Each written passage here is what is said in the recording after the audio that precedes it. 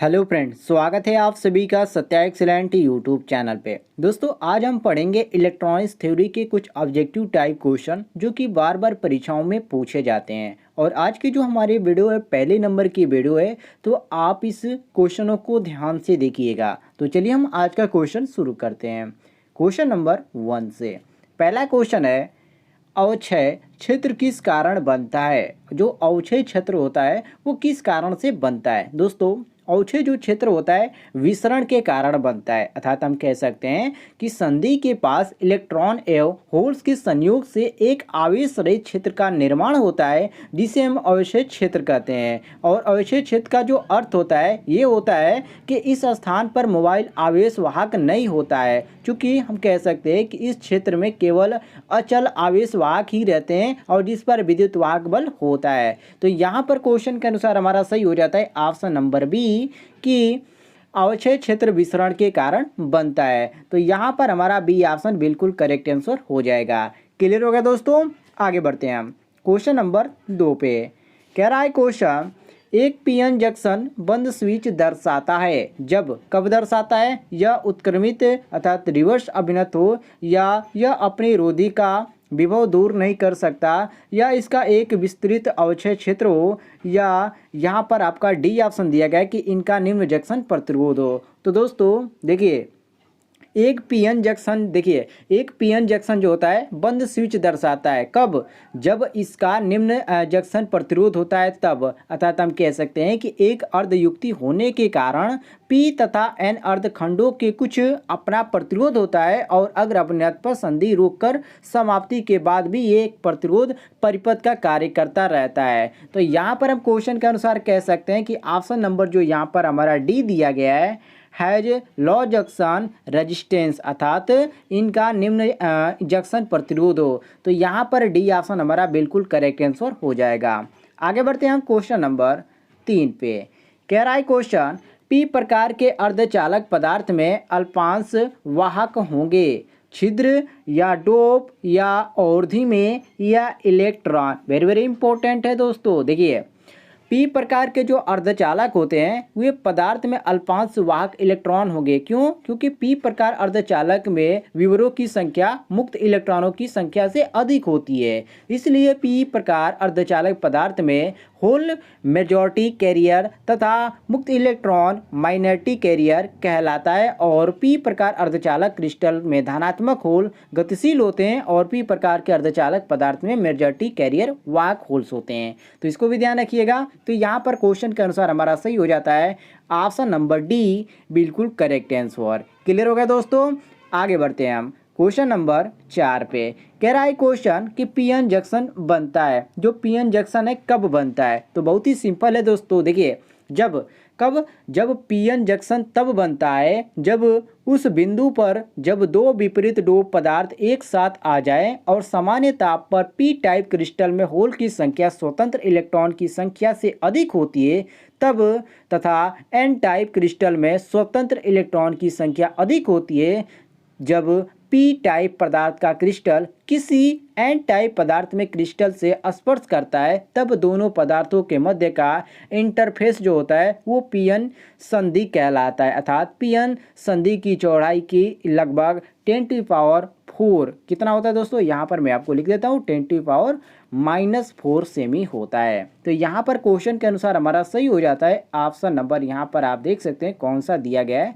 तो यहाँ पर जो सही दिया गया है वो आपका ऑप्शन नंबर डी दिया गया है। अर्थात यहाँ पर जो सही हो जाएगा ये आपका डी ऑप्शन सही हो जाएगा कि विपरीत डोप पदार्थ एक साथ आ जाएं। इस प्रकार हमारा क्या बनता है, तो यहाँ पर बनता है हमारा पीएन जंक्शन।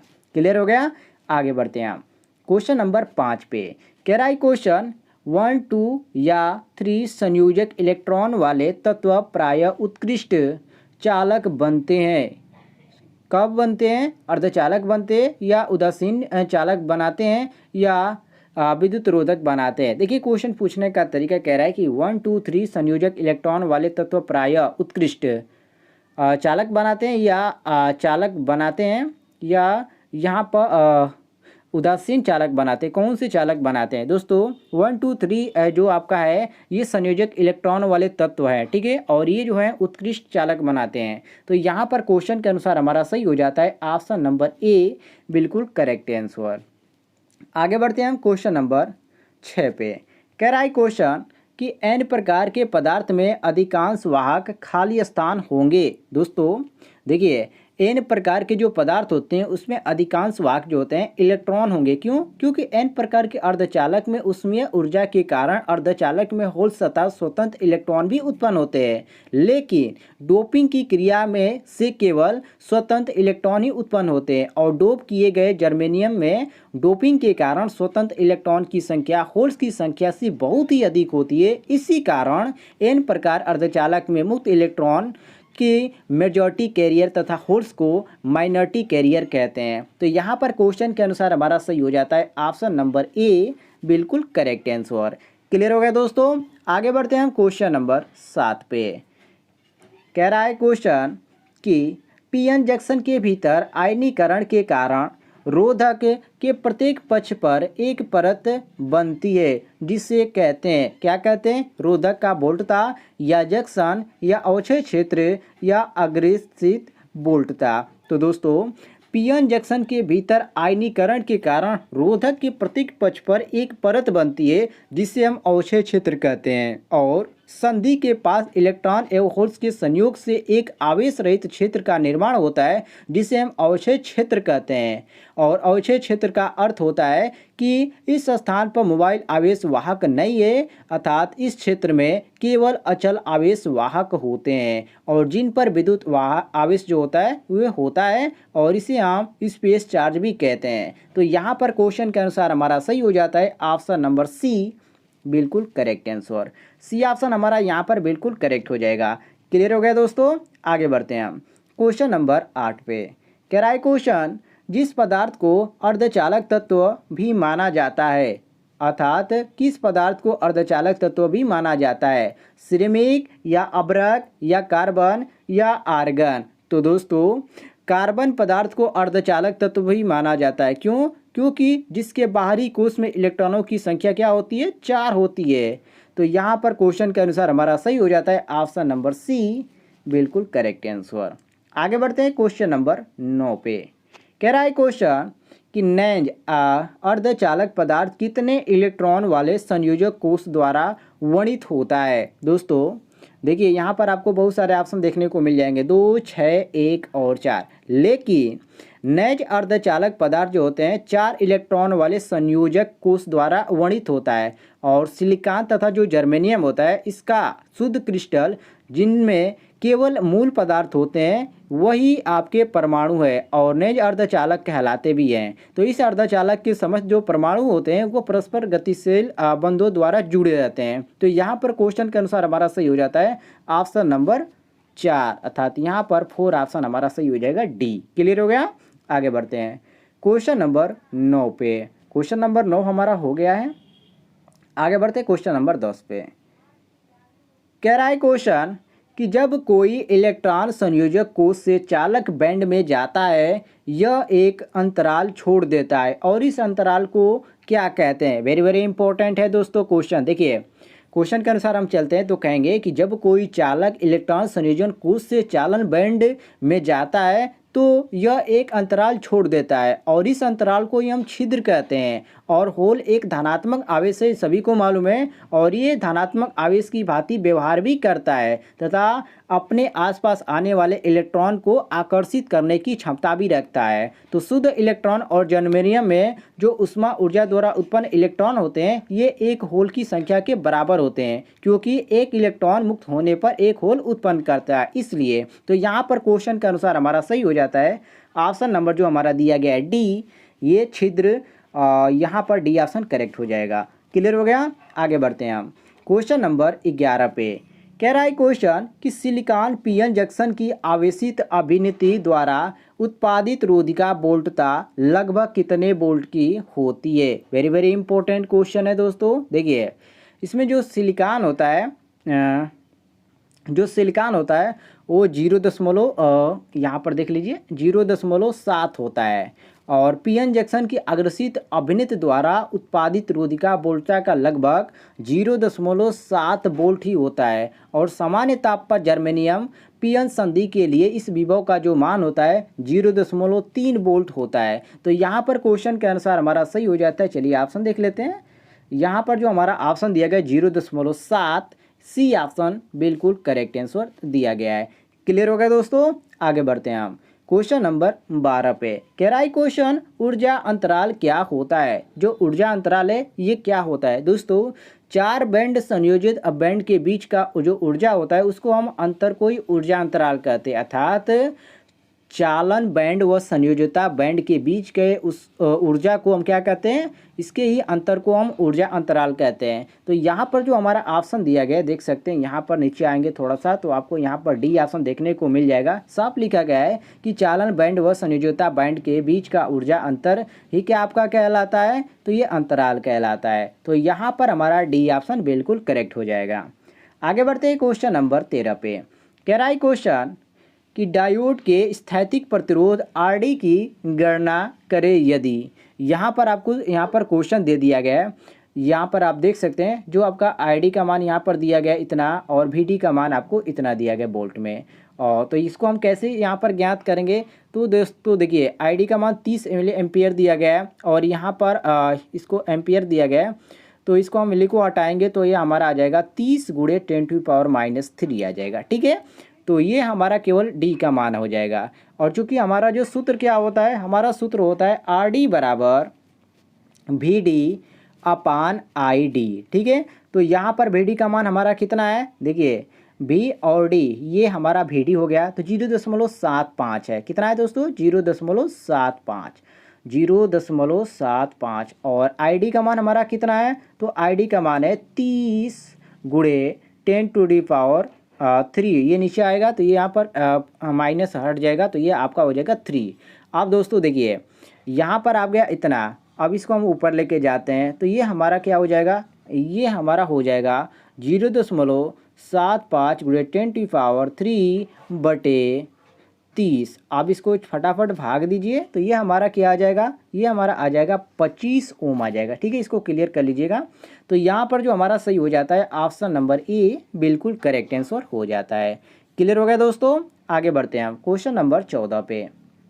कह रहा है क्वेश्चन कि अग्रसित धारा प्रवाह डायोड आईएफ के स्तर को दर्शाने के लिए इकाई क्या है। वेरी वेरी इंपॉर्टेंट है दोस्तों। देखिए अग्रसित धारा प्रवाह डायोड जो होता है आईएफ और इसके स्तर को दर्शाने के लिए जो इकाई होती है मिली एम्पियर अर्थात जिसको हम एमए कहते हैं। ठीक है, और ये हमारी होती है एमए होती है। और यदि डायोड की अग्रवोल्टता वी एफ को बढ़ाने जाए तो अग्रसित धारा जो होगी ये अब आई एफ बढ़ती जाती है। और यदि हम धारा की अति उच्च हो जाए तो धारा का तापन प्रभाव में डायोड क्या हो जाता है, नष्ट हो जाता है। लेकिन हमसे केवल यहाँ पर पूछा गया है कि अग्रसित धारा प्रवाह डायोड आईएफ के स्तर को दर्शाने के लिए इकाई क्या है। तो यहाँ पर हमारा जो ऑप्शन नंबर डी दिया गया है ये डी ऑप्शन बिल्कुल करेक्ट आंसर हो जाएगा। आगे बढ़ते हैं हम क्वेश्चन नंबर 15 पे। कह रहा है क्वेश्चन कितने संयोजक इलेक्ट्रॉन वाले विस्तृत अपद्रव्य को परमाणु दाता कहा जाता है। वेरी वेरी इंपॉर्टेंट है दोस्तों। देखिए संयोजक 5 जो संयोजक होते हैं ये इलेक्ट्रॉन वाले विस्तृत अपद्रव्य के परमाणु दाता कहा जाता है। जैसे कि हम मान लें तो ये हमारा बोरान आ जाता है। तो यहाँ पर क्वेश्चन के अनुसार हमारा सही हो जाएगा ऑप्शन नंबर सी क्या 5। ये हमारा ऑप्शन नंबर सी बिल्कुल करेक्ट आंसर हो जाएगा।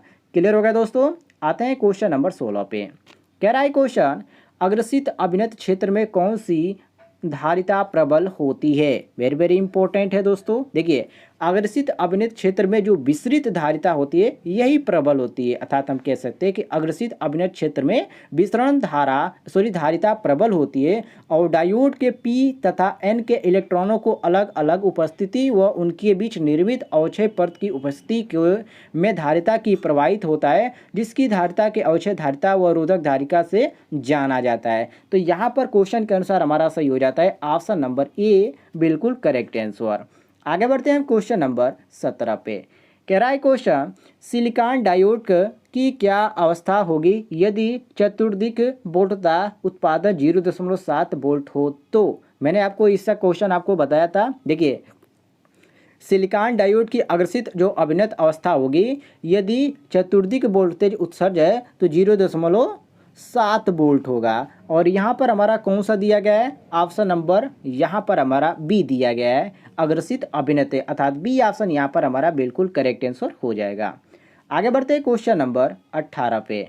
कह रहा है क्वेश्चन, जर्मेनियम परमाणु में कितने इलेक्ट्रॉन परिक्रमा करते हैं? बहुत इजी क्वेश्चन है। देखिए, जर्मेनियम जो परमाणु होता है उसमें 32 इलेक्ट्रॉन परिक्रमा करते हैं, और जर्मेनियम आवर्त सारणी में निष्क्रिय तत्वों के मध्य होती है। और ऐसे तत्व जिनकी परमाणु संख्या निष्क्रिय तत्वों के मध्य होती है अपने संयोजन कक्ष में सब इलेक्ट्रॉन दे सकते हैं, तथा संयोजक कक्ष को पूर्ण रूप से भरने के लिए आवश्यक इलेक्ट्रॉन क्या कर सकते हैं? ग्रहण भी कर सकते हैं। तो यहाँ पर क्वेश्चन के अनुसार हमारा सी ऑप्शन बिल्कुल करेक्ट आंसर हो जाता है।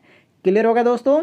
आते हैं क्वेश्चन नंबर 19 पे। बहुत ही इंपॉर्टेंट क्वेश्चन है। देखिए, कह रहा है क्वेश्चन कि चालन क्षेत्र में आदर्श डायोड का प्रतिरोध मान क्या होगा? वेरी वेरी इंपॉर्टेंट है। देखिए, चालन क्षेत्र में आदर्श डायोड का जो प्रतिरोधक मान होगा ये 0 होगा। क्या होगा? 0 होगा यदि एल्युमिनियम की तरह व्यवहार करेगा तो यहाँ पर सही हो जाता है हमारा ऑप्शन नंबर ए, बिल्कुल करेक्ट आंसर 0। किधर होगा दोस्तों? 0 ओम हो जाएगा। आगे बढ़ते हैं क्वेश्चन नंबर 20 पे।